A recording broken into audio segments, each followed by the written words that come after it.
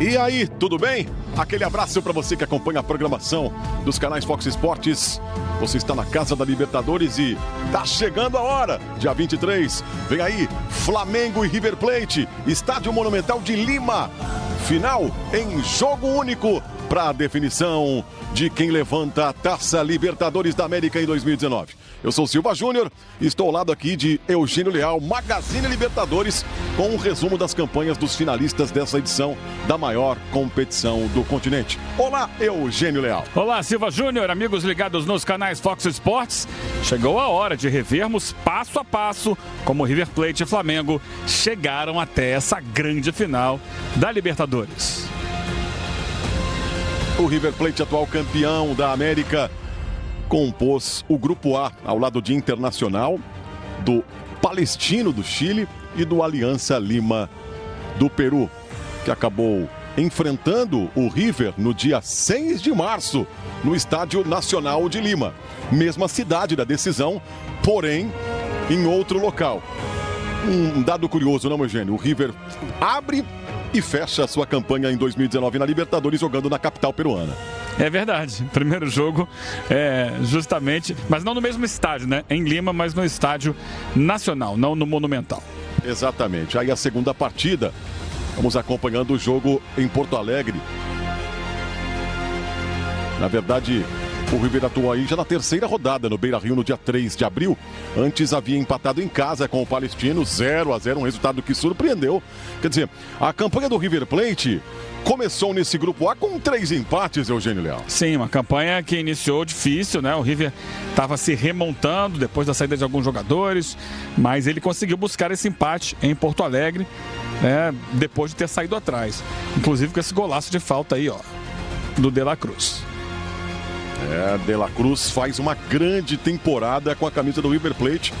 Aí, ó, o Inter abriu 2-0 e com os gols de Lucas Prato e De La Cruz, o River chegou ao gol de empate. Aí o Monumental de Núñez. Vazio, o time pagando suspensão ainda pelos problemas na final do ano passado. Perfeitamente. Jogo contra o Aliança Lima e veio, enfim, a primeira vitória. Tá aí o gol de Matias Soares, outro atacante muito perigoso do time do River. Titular absoluto, um dos grandes nomes do time hoje. E o River consegue essa vitória para começar o seu caminho rumo à classificação. Segundo gol, Martínez Quarta. O jogo foi disputado no dia 11 de abril e aí um golaço, hein? Que curva, que veneno botou na bola o De La Cruz. Muito efeito do jovem De La Cruz, que herdou a posição do Quinteiro, que ficou machucado devido a uma lesão de ligamentos no joelho. Veio a quarta partida em Santiago, no São Carlos de Apoquinto, contra o Palestino, que havia arrancado um pontinho no jogo no Monumental em Buenos Aires. Mas mesmo jogando em casa, o Palestino não resistiu. Javier Pinola abriu o placar para os Milionários. O Palestino foi um time que deu muito trabalho, muito forte, muito intenso na marcação, mas não só o River, né? Mas o River conseguiu dobrá-lo jogando no estádio do Colo-Colo, no Monumental, lá de Santiago. Nacho Fernandes, outra peça fundamental desse time. Olha como é que ficou o Grupo A aí. Tivemos depois um outro 2-2 entre River e Inter lá no Monumental. O Inter líder com 14 pontos, River Plate em segundo com 10, Palestino em terceiro com 7 e o Aliança Lima, o lanterninha do Grupo A. E aí vamos partindo para as oitavas de final. River Plate enfrentou o Cruzeiro, que vinha num início de temporada impressionante. Quem diria que o Cruzeiro estaria terminando 2019 lutando contra o rebaixamento no Brasileirão? O Cruzeiro vinha muito bem, não, Eugênio? Sim, o Cruzeiro tinha feito uma excelente fase de grupos na Libertadores e aí caiu nas oitavas, já tendo diminuído a sua produção no Campeonato Brasileiro nesse intervalo. Caiu contra o River Plate, 2 empates e a decisão nos pênaltis. E aí Franco Armani brilhou. 180 minutos de batalha, nenhum gol marcado, 2 empates em 0-0, decisão por pênaltis. O River mostrou a sua força e tradição na Libertadores. Está aí Franco Armani.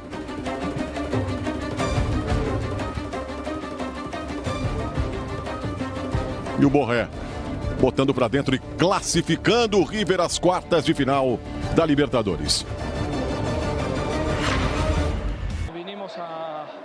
Aí, nas quartas de final, a palavra do Franco Armani. Nos 90 minutos, dimos todo, não se pudo dar. E fuimos a penales, estávamos preparados para la ejecución, para esa... Dizendo que o time tentou até a vitória durante os 90 minutos, mas aí chegaram as penalidades e o time estava preparado para executar bem, e foi o que aconteceu. E aí o Cerro Porteño pelo caminho nas quartas, Eugênio.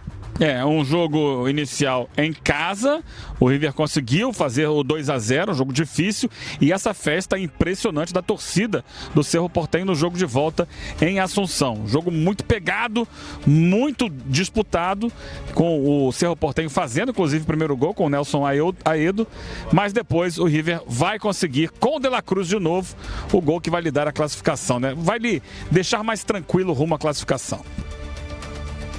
Acompanhando lances. Lançamento, ele vai pegar o rebote e faz um golaço. Uma grande Libertadores de Nicolás De La Cruz. A vibração de Marcelo Gadiardo, que existe um rumor de ele deixar o River Plate após o final do ano.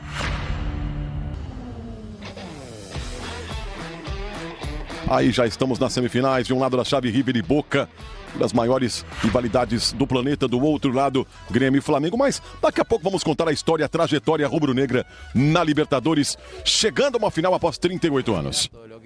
De convertir a lo que generamos, eso debería ser algo muy concreto para nosotros hoy, y no quedarnos con lo que generamos o ser el equipo que toma el protagonismo, que asume los riesgos, sino también concretarlo en el marcador, ¿no? Esa es la idea nuestra, veremos si el partido se... Falou em concretizar as oportunidades criadas, né? Nesse jogo com o Boca, o River saiu vencedor por 2-0, mas poderia ter feito 3, 4, até 5 gols. Isso deixou o Gadiardo um pouco chateado depois do resultado. É verdade. Festa no Monumental, que bom, né? Que tudo deu certo dessa vez nos confrontos entre River e Boca, né? Sim, é verdade, ao contrário da final do ano passado. Dessa vez as coisas aconteceram dentro de campo, sem maiores problemas. E a classificação do River, o melhor time, embora na segunda partida tenha sido derrotado pelo Boca Juniors na Bomboneira por 1-0. Mas saiu na frente com 2-0, o suficiente para administrar a vantagem no jogo de volta, e o Borré batendo pênaltis. Vários pênaltis, né, que o Borré bateu ao longo da trajetória, é o artilheiro do time na temporada. E se tivermos, né, hipoteticamente, uma decisão por pênaltis em Lima, aí vai ser demais por coração de torcedores do River e do Flamengo. Nós temos de um lado o Franco Armani, do outro o Diego Alves. Belíssimo duelo, hein? Sim. E grandes batedores dos dois lados também. O Flamengo que já teve. Aliás, na mesma fase, né, do River, ele disputou nos pênaltis contra o Emelec, oitavas de final, e também superou o adversário. O Flamengo não perdeu nenhuma decisão por pênaltis no ano, a começar lá pela Florida Cup, né? Acabou perdendo na Copa do Brasil, né? É verdade. Pro Atlético Paranaense. Verdade. Tem razão. Foi a derrota na Copa do Brasil. Aí o número de partidas, os números de Nacho Fernandes. Um dos principais jogadores do time, para mim, o cara que tem a maior confiança por parte do técnico Marcelo Gadiardo. E veio o jogo de La Bombonera para a decisão do primeiro finalista da Libertadores 2019. Torcedor chinês fez a parte dele. E o Boca foi para cima, tentando... Foi bem assim o jogo, ó, como a gente está vendo. Bem pegado, discutido, amarrado. O Boca se impôs fisicamente sobre o River Plate, dominou a partida, esse gol anulado porque houve um toque de mão. E acabou conseguindo a vitória, né? Mesmo sendo um time tecnicamente inferior. Aí o árbitro brasileiro, Wilton Pereira Sampaio, que comandou a partida. Muitas jogadas de bola aérea e numa delas acabou saindo o gol.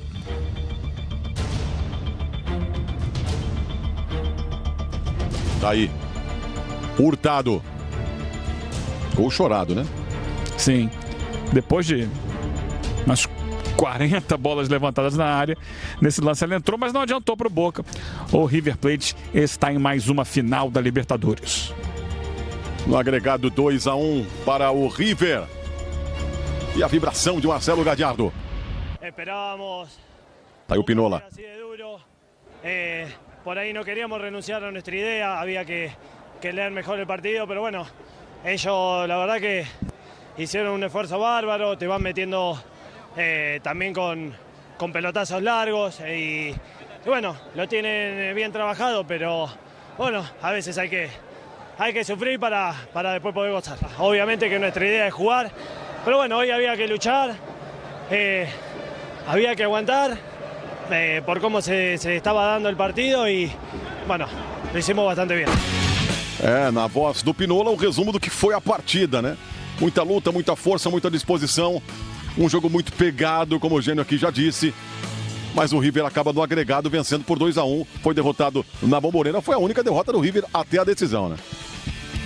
Num jogo realmente com muita intensidade. Mas está aí. A terceira final de Gallardo para a Libertadores no comando do River Plate. Vamos agora com o top 5 de momentos de brilho do River Plate nessa campanha até a decisão do próximo dia 23.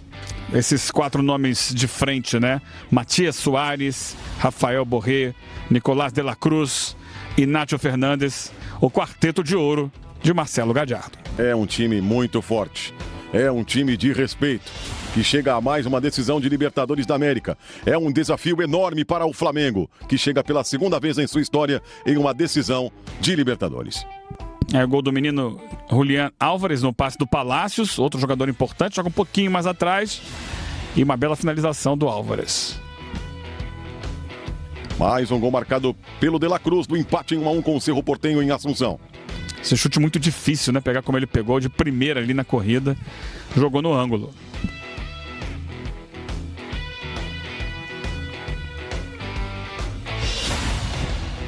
E agora o último dos 5. Nacho Fernandes. Um golaço contra o grande rival Boca Juniors numa tabela dele com o Matias Soares. E aí o Nacho aparece cara a cara com o goleiro Andrada e coloca no fundo da rede. Daqui a pouco a gente vai voltar com a trajetória rubro-negra. Vem aí os momentos do Flamengo até a decisão do próximo dia 23. Você está nos canais Fox Sports. O Magazine Libertadores volta já já com a campanha do Mengão. Não saia daí. Até já, amigos.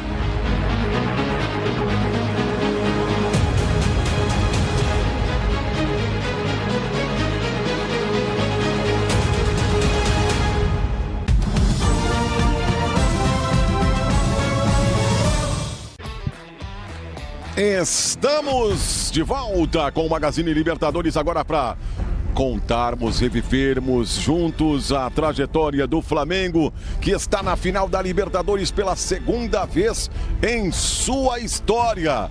Os traumas anteriores de eliminações precoces parece ter sido superado pelo talento deste elenco comandado por Jorge Jesus, não, Eugênio? É verdade, né? O Flamengo chega com força depois de 38 anos a uma final de Libertadores. Uma campanha que teve alguns momentos ali de oscilação, mas que cresceu muito a partir das oitavas de final.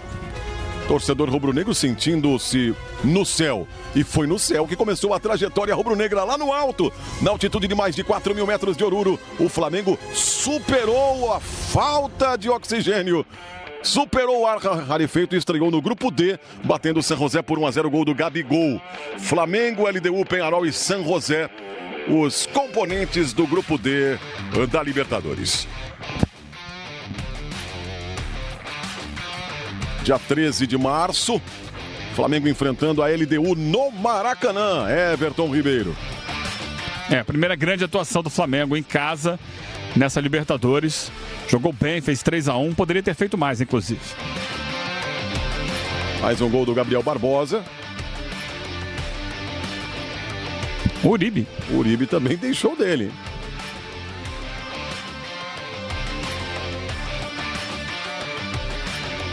O Martínez Borja ainda descontaria nos acréscimos, mas terminou 3-1 para o Flamengo contra a LDU.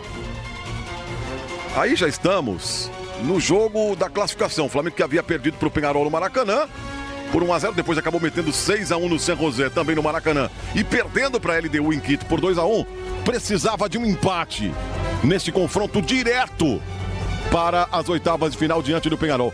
E o Flamengo perdeu um caminhão de oportunidades, ainda dirigido por Abel Braga, Eugênio.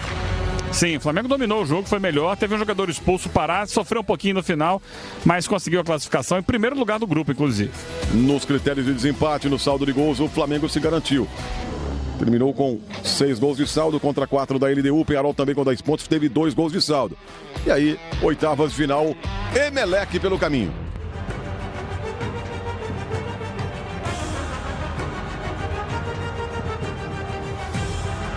Tivemos na primeira partida a vitória do Emelec lá em Guayaquil por 2-0 no dia 24 de julho. Uma semana depois, no dia 31, o Flamengo precisava, no mínimo, de 2-0 para conseguir a classificação. Pênalti marcado pelo Néstor Pitana e bola na rede, Gabriel Barbosa. O Gabigol, 1-0 Flamengo. Jogo duríssimo, né? Para mim, o momento mais difícil do Flamengo nessa Libertadores. Esse jogo com o Emelec, Flamengo muito desfalcado, alguns jogadores sem condições ideais. O time começou bem, fez o 2-0, mas no segundo tempo caiu de produção e se salvou aí nos pênaltis.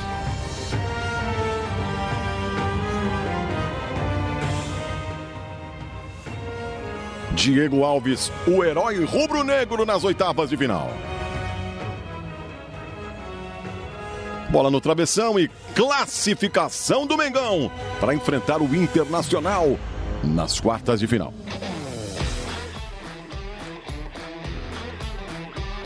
Primeiro jogo dia 21 de agosto, o segundo no dia 28 no Beira-Rio. Aí o árbitro chileno Roberto Tobar, que vai apitar a decisão do dia 23 em Lima. Esteve aí apitando também o jogo do Flamengo contra o Inter. Bruno Henrique abrindo o placar. É um jogo que estava fechado, estava amarrado. O Inter conseguia controlar bem o ataque do Flamengo. Até que veio o primeiro gol e na sequência o segundo. O Flamengo em poucos minutos abriu a vantagem que lhe deu a classificação. Porque o jogo de ida seria empate lá no Beira-Rio. Jogo de volta, quer dizer. Esse aí. Que temporada espetacular do Bruno Henrique, né? Fantástico. Flamengo como um todo, né? Mas o Bruno Henrique é um dos maiores destaques da equipe, sem dúvida, ao lado do Gabigol, com grandes participações de outros jogadores também. O Inter abriu o placar no Beira-Rio. E aí o Flamengo acabou reagindo. Gol de contra-ataque, marcado pelo Gabigol.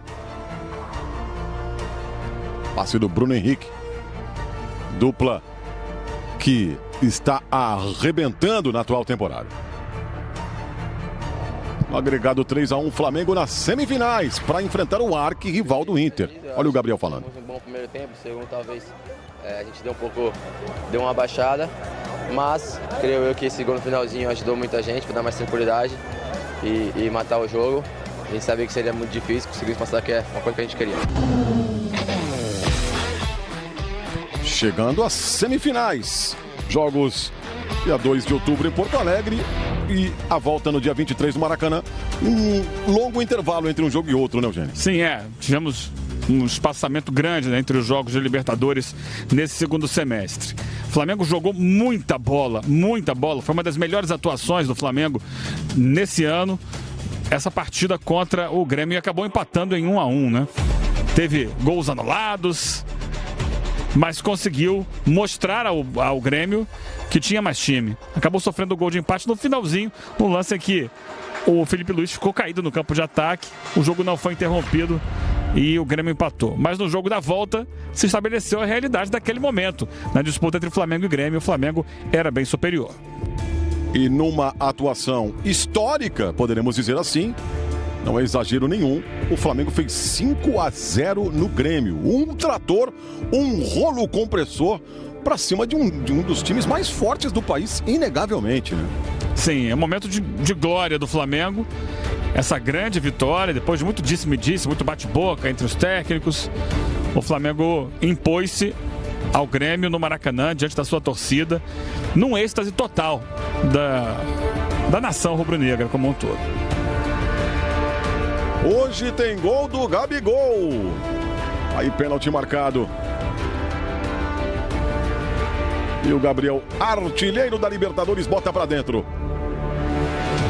E aí vieram os gols dos zagueiros, né? Primeiro o Pablo Mari, fazendo o quarto.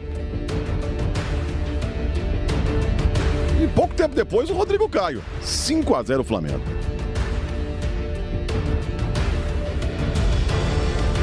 Este semblante de Renato Gaúcho mostra o que foi o jogo, né? Fato. Aí o Flamengo com muitos gols de bola parada no segundo tempo, nesses escanteios. E a vibração junto com a torcida rubro-negra. Aí o Gabriel Barbosa chegando a 7 gols, uma assistência, participando de 8 gols do time do Flamengo ao longo da campanha. 6 vitórias, 3 empates, 3 derrotas, 22 gols marcados, 9 sofridos. E só tem um título de Libertadores em 1981. Aos jogadores por este feito, por este sonho que a torcida do Flamengo há muitos anos andava à procura. E hoje mostrou aqui porquê, não é? Porque são únicos, são diferentes, são apaixonados e nós temos contribuído para que essa paixão e esse amor ao clube tenha cada vez mais força.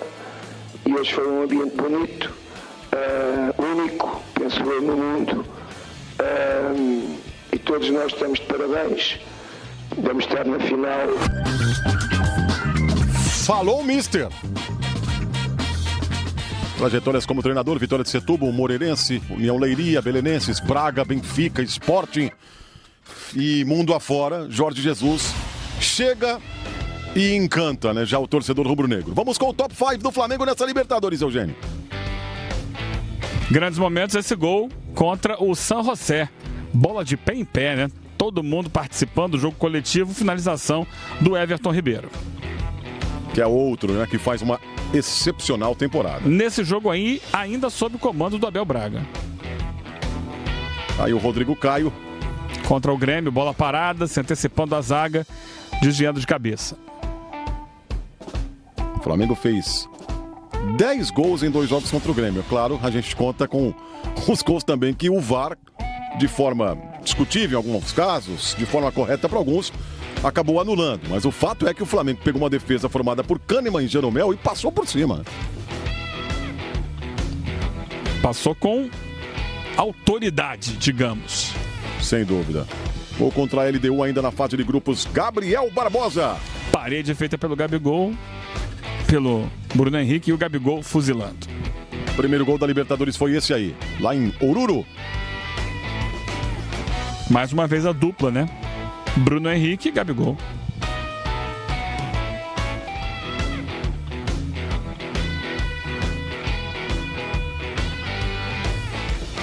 Flamengo que acabou reestilizando a sua camisa, né, ao longo da temporada.